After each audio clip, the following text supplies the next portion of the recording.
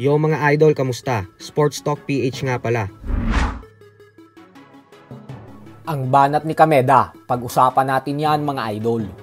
Ngunit bago ang lahat ay huwag kakalimutang mag-subscribe at i-click ang notification bell button for more sports talk.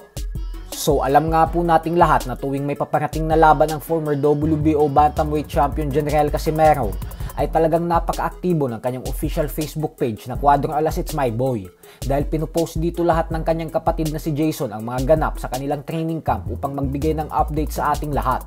Subalit inamin nga po ng kanyang makakasagupa sa susunod na linggo na si Kyonosuke Kameda na bantay sarado daw ng buong kampo niya ang lahat ng ina-upload na videos ng Team Casimero sa Facebook page nito, kung saan pati daw yung mga sparring session na pinost nito ay napanood na nilang lahat.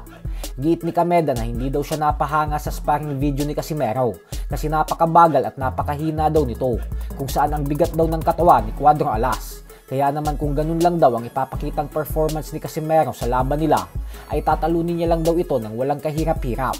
Bukod dyan ay napuna din ni Kameda ang madalas na pagsuot ni Casimero ng sauna suit habang nagja-jogging. Ayon kay Kameda ay base daw sa kanyang obserbasyon, ay mukhang napakabigat pa din daw ng timbang ngayon ng angas ng Pinas.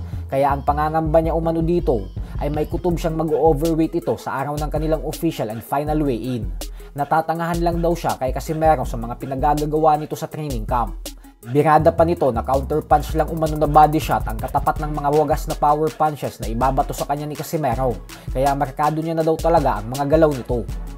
Sa kabilang banda naman mga idol ay narito nga po ang naging pahayag ni former Unified Super Bantamweight Champion Marlon Tapales patungkol sa naging laban nila ni Japanese Monster na Naoya Inoue. Yun na nga, yung tinatamaan ko nga siya, sabi ko sa sarili ko na kaya ko to, saka kaya ko siyang patamaan, so sa akin lang, gusto ko lang timingin talaga.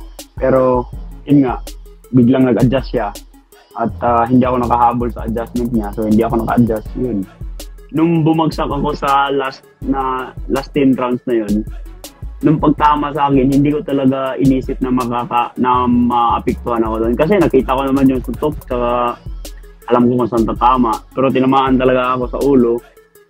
Na-surprise din ako na bumagsak ako. At saka, nung pagbagsak ko, bumilang yung referee. Klarong-klaro pa naman yung bilang. Saka, yun nga, hinintay ko yung 8. Pero, iwan ko parang hindi ko na talaga matayo yung paa ko.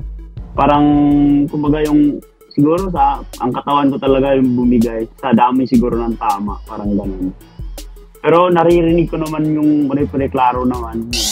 Sports Talk PH, kakaiba ang laban ng mga Pinoy, lakas at dedikasyon ng armas ng tinuon, kamaong nagbabaga ang sayo ay babaon. Mga Pinoy na ating pambato ay